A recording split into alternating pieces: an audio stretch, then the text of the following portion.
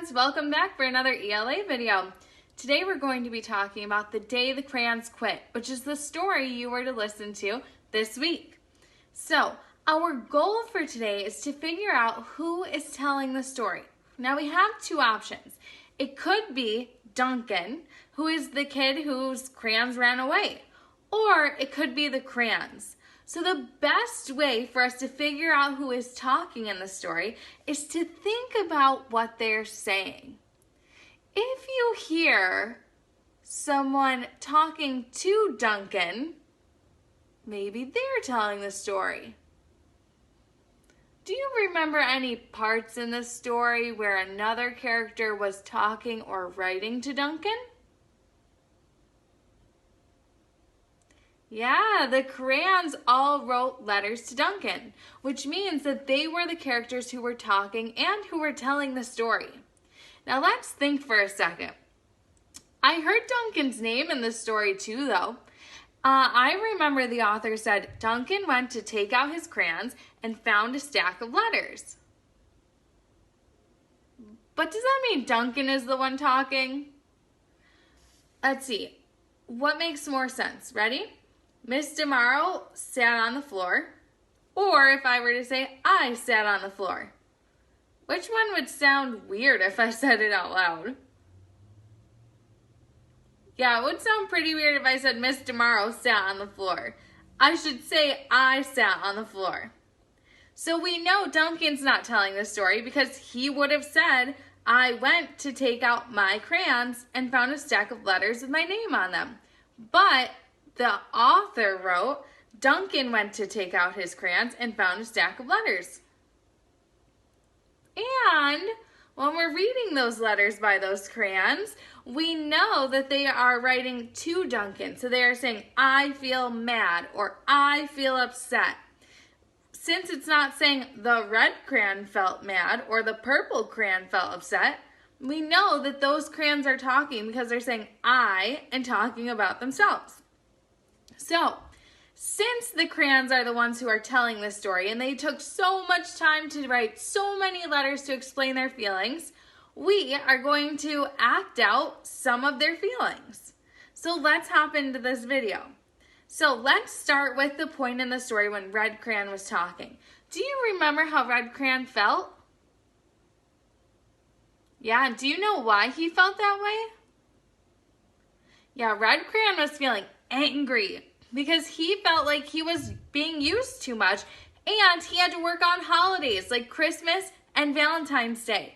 So we're going to stand up and we're going to pretend to be the angry Red Crayon. Ready? Let's do this. So, how would you show that you're angry? Let's see it. Oh, nice. I might go like this. I'm mad. And then I might use my other foot. I'm mad. Can you do it with me? I'm mad.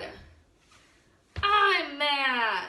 Remember that Red Crayon is mad because he feels like he is overused and has to work on holidays. Now let's talk about the next crayon who wrote a letter. And the point in the story when they were telling the story or when they were talking, the purple crayon said that he was feeling really upset. Do you remember why Purple Crayon was feeling upset?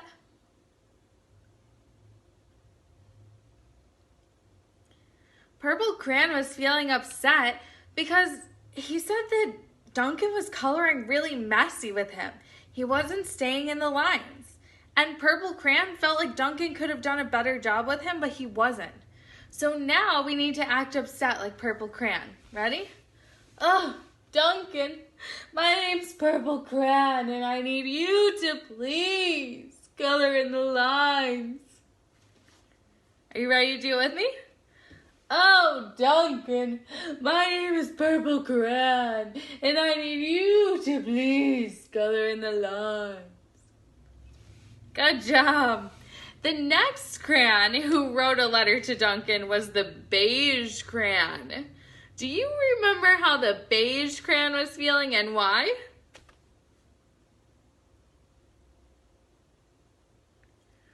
Beige Crayon was feeling pretty upset. He said that he never gets used And if someone wants a color similar to his, they always pick the brown crayon. So Beige Crayon was saying, you know what, you only use me for turkey and for wheat. I don't get used for anything else. So he's feeling really upset. So let's show how Beige Crayon was feeling. So to make yourself look really upset, you might drop your shoulders down and drop your head. Maybe sigh a little bit. I never get used. You always pick brown crayon. Ready? Drop your shoulders down, drop your head. You'll feel a nice little stretch in your back. Oh, I never get used. You always pick brown crayon. Good job. The next crayon who wrote the letter was gray. Do you remember how the gray crayon was feeling and why? Gray crayon was feeling exhausted. He said he was being used too much to draw huge animals like elephants and rhinos.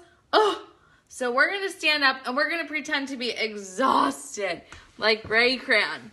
So if you're feeling exhausted, you might sink down like this.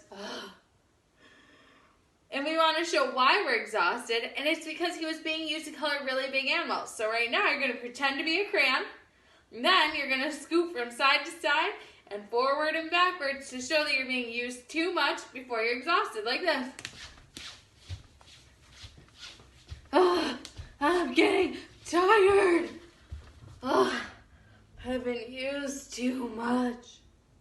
Ready to do it with me? Make yourself a crayon. We're going side to side, front and back. And then we're going to be exhausted, right? Oh, man. This is a lot of work. Oh, I'm exhausted. The next crayon who showed up was White Crayon. Oh. And White Crayon was feeling empty. What do you think that means if you feel empty? Does it mean he was feeling hungry? Yeah, I don't think that's right either. When White Crayon says he was feeling empty, it kind of means like he was feeling sad or like no one cared about him. And he said it was because he was always used on white paper, so you could never see him. So we're going to show how somebody might feel empty. So you're going to put your hands on your heart and you're just going to sink back and come up and sink back and up and sink back. The next crayon who came along was Black Crayon, and you know what? I totally agree with him. Do you remember why Black Crayon was upset? Black Crayon was feeling like he was not appreciated. He was only being used to outline things, but never to color things in. So he always felt like the other crayons were more important. So we're going to try to show what it feels like to feel not appreciated.